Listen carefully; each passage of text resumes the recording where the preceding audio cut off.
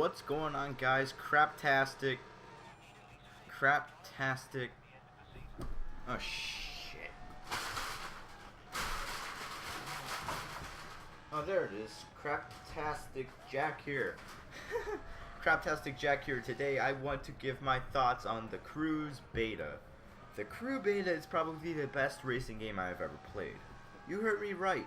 The game's beta only lasted a week, had like 10% of the content available, and I can already tell this is going to be the best racing game since Need for Speed Carbon or Test Drive Unlimited.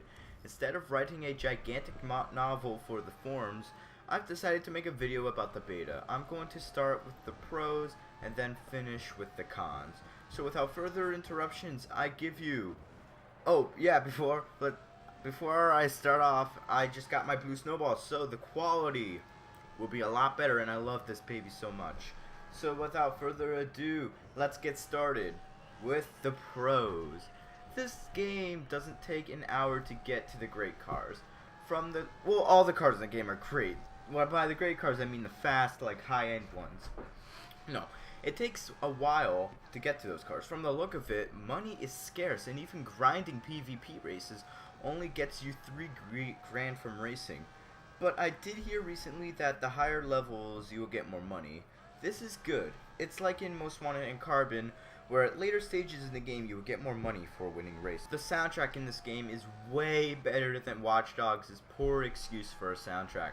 There are lots of great songs in this game, even a few returning from Driver San Francisco, such as How Do You Like Me Now.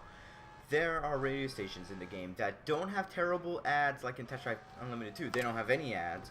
You can also make your own custom stations from music in the game, and I'm really happy about that. Like in Nightclub Los Angeles, you're able to do that. I just hope to see the ability to add your own music to the game from when the full version comes out. Even Need for Speed Rivals has that option to add your own music. All games with music in it should have that option. There looks to be a great number of cars in this game. I'm happy about that. From the Nissan Skyline to the Ford Focus to the Lamborghini Gallardo, there is something here for everyone. And the massive amount of customization options in the game allow you to make your car your own. I basically fell in love with my Dodge Challenger that I made in the Crew, and I can't wait to remake it in the full game when it comes out in November. Ivory Tower also plans to update the game every 3 months with new free content. Well, it will cost in-game money, of course, but this is what Eden Games wanted to do with Test Drive Unlimited 2 before Atari gave them the boot. The Crew is basically Test Drive Unlimited 3, and that is great, but at the same time it's its own thing as well, where it has its own mechanics. Its storyline looks pretty good, and where the game looks more easy to get into than Test Drive Unlimited. Lots of people were turned off because it was kind of hard to get into in Test Drive Unlimited. The map size is probably one of the biggest game worlds in gaming history.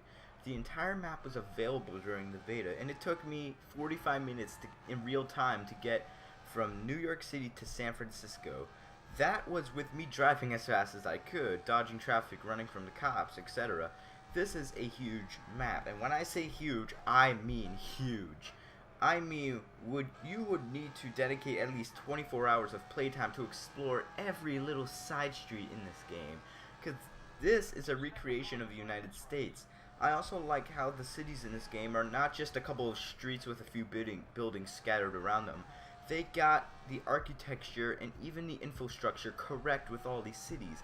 I like how in New York City the stoplights are like dangling, and in Texas they are sideways. I like how in Los Angeles the highways are wider and have more lanes, and how in the East Coast they are smaller and usually are only restricted to 2 lanes per direction. These things matter to me. They did their research on these cities, and I'm happy they, for the most part, represent their real-life counterparts. My only buff with the map is how my hometown of Philadelphia isn't in it. Philadelphia DLC, please, Ivory Tower. Now that the main pros are over, here are my main cons. Now, these cons may not be because of the game, I'm not sure, but I'm kind of worried about this. Let me explain. Ubisoft and PC gaming have not been the best of friends, with games like Watch Dogs and Assassin's Creed 2 being shite on PC, but games like Call of Juarez Gunslinger being excellent on PC. I'm hoping the crew will be one of Ubisoft's strong points in their PC gaming history. I've and many people have come across many bugs and crashes during the beta. My main buff is how Uplay is required to play the game. Uplay is worse than Origin, and Origin is shit compared to Steam. So Uplay is pretty much the bottom of the barrel inside the barrel of online game distributors. The majority of my crashes were resulted from Uplay crashing while my game was still running. The game would minimize for a split second and then allow me to play for another minute before the crew.exe has stopped working. Another time the game crashed as soon as I joined a PvP race with my friend Tuners. This was solved with a computer restart though. Then I discovered that the player would experience a lot of crashes when entering Seattle, a city in the crew. Halfway through the beta period of the game, it was required to install a patch that fixed a few bugs. So I installed it, and to my surprise, the game would crash saying that a DLL file was missing from my computer, that the game had to be reinstalled. This kind of pissed me off as I was planning to grind with some friends that night. But all of these cons are just a result of someone dropping the ball. These cons are most likely not the result of Ivory Tower. They are most likely the result of Uplay being the equivalent of a piece of shit. But I rest my case. So far the game is flawless. The only faults being the result of it being on a really shitty distribution service. Here is what you should do when the game comes out. Don't play it for the first few days, as there will be most likely a torrent of problems related with Uplay. We saw the same thing with Watch Dogs multiplayer, but in a few days it should be all cleared out and you can have a wonderful gaming experience with this wonderful game. So those are my personal opinions on the crew beta. It lasted a week, gave us everything we expected and more, and then left us until November, leaving us wanting more and launching Test Drive Unlimited and pretending to play the crew.